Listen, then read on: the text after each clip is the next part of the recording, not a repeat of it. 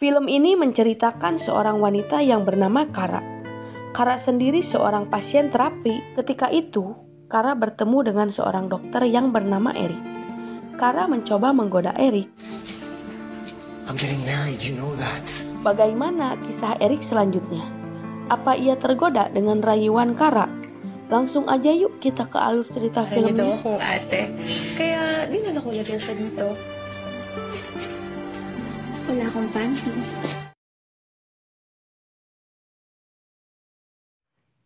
Film dimulai dengan diperlihatkan dokter terapi yang bernama Eric yang sedang menangani seorang pasien. Setelah selesai prakteknya, Eric mendapatkan telepon dari tunangannya yang bernama Kathy. I love you. Kathy ini seorang karyawan di sebuah perusahaan swasta di Filipina. Meski dirinya sibuk, Kathy akan berusaha untuk makan bersama dengan Eric yang selalu perhatian padanya. Dan mereka berdua melanjutkan acara makan bersama. Na. Sweet pa. Kaya ako ang reliable ng fiancé ko. Eric sangat memperhatikan kebugaran tubuhnya. Setiap minggunya, Eric selalu mendatangi pusat kebugaran bersama Arom temannya. Ketika di tempat gym, Arom mengajak Eric untuk menghadiri suatu pesta di malam ini. Sebenarnya, Eric mencoba untuk mengurangi kebiasaan kelabingnya. Karena ajakan Arom, akhirnya Eric pun akan datang di malam ini. You should know that. Di tempat gym, Eric terpesona dengan seorang wanita yang berjalan di depannya. Eric terus memperhatikan wanita itu. Saat di tempat prakteknya, Eric terkejut ketika ia melihat gadis gym yang ia perhatikan ada di tempat prakteknya. Ternyata wanita itu bernama Kara. Kara sendiri mengetahui dokter Eric dari rekomendasi temannya Kathy. Eric hanya terdiam. Lalu Kara mengatakan kalau dirinya mempunyai kebiasaan buruk. Tanpa ragu, Kara pun menceritakan kalau ia menyukai seorang pria yang lebih tua darinya. Tak hanya itu, Kara juga tertantang apabila ia mengetahui kalau pria itu telah menikah dan ia berusaha akan mendapatkan pria tersebut. Di tempat praktek Eric, Kara mencoba merayunya. Tapi ajakan itu ditolak oleh Eric karena ia tidak ingin melukai Kathy. Alam ko. At sinutsupa kita. Eric pun kembali ke rumah dan ia melihat Arom sedang bersama Kathy. Lalu Kathy mengatakan pada Eric kalau dirinya berniat akan menjodohkan Arom dengan sepupunya. Loko-loko, kala mo naman kung sino kang gwapo. Useless lang sa board games eh. Wow. Karena Eric telah datang, Kathy pun meninggalkan mereka berdua. Saat Arom sedang bersama Eric, ia mengatakan agar Eric datang di acara pesta nanti.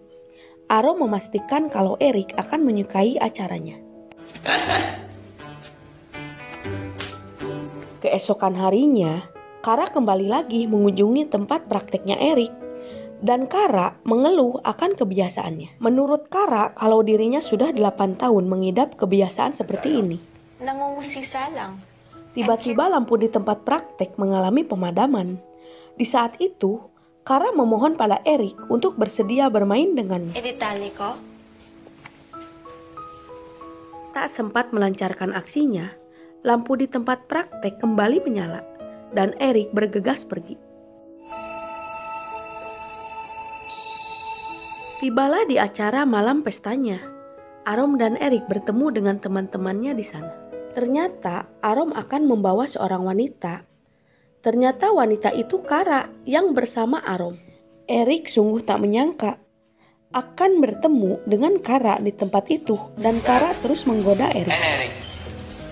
Parang familiar. Office mate mo. Ah, yeah, right. Di malam itu, Kara terlihat oleng dan Eric berinisiatif untuk mengantar Kara ke apartemennya. Akhirnya, Eric pun bisa ditaklukkan oleh Kara di apartemennya. Sejak kejadian di apartemen itu, Kara semakin berani mengajak Eric untuk bermain dengannya. Saat sedang berada di kantor, Kara cemburu melihat foto kedekatan Kathy dan Eric. Apalagi sebentar lagi mereka berdua akan segera menikah. Kathy mengatakan kalau ia bahagia bisa bersama Eric yang selalu perhatian padanya. Alam mo, di ko sinasabi sa kanya, lucky to have him. Di rumahnya, Katie mengundang teman-temannya untuk makan bersama, dan Katie memperkenalkan Eric pada mereka semua. Masio, body search ko kayo. Kemudian bel pintu rumah berbunyi, dan Eric pun membukakan pintunya. Lagi-lagi Eric harus bertemu dengan Kara di tempat yang tak terduga. Eric menanyakan mengapa Katie mengundang Kara ke rumahnya. Menurut Katie, kalau Kara ini sudah dianggap sebagai adiknya sendiri. Karena Kara tidak mempunyai teman wanita, maka dari itu Katie meminta Kara untuk datang ke rumahnya. Ate Kate, may water tayo. Wala po, sige.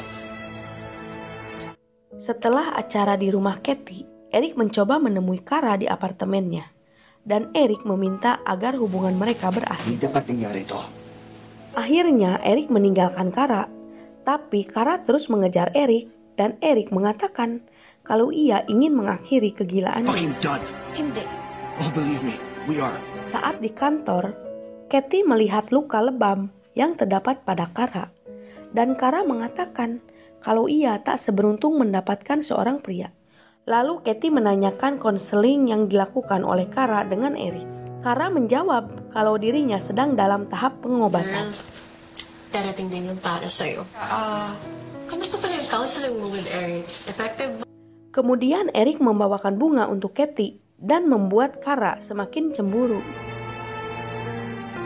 Pesta kembali diadakan. Eric mencoba menghindari Kara. Hindi mo magagawa yun basta-basta. Alam mo, para sa isa't isa. Tapi di saat yang bersamaan ada Katie, dan Katie telah mengetahui perselingkuhan antara Kara dan Eric dari sebuah video yang ditemukan dari ponsel Eric. Kate. Mengetahui Eric selingkuh, Katie segera pergi dari rumah mereka. Tapi kini Eric semakin berani bermain dengan para gadis. Tak hanya itu, Kara menghampiri Eric dan ia meminta penjelasan tentang hubungan mereka. Tapi Eric menolak permintaan Kara karena sakit hati Kara memukul Eric hingga ia terjatuh.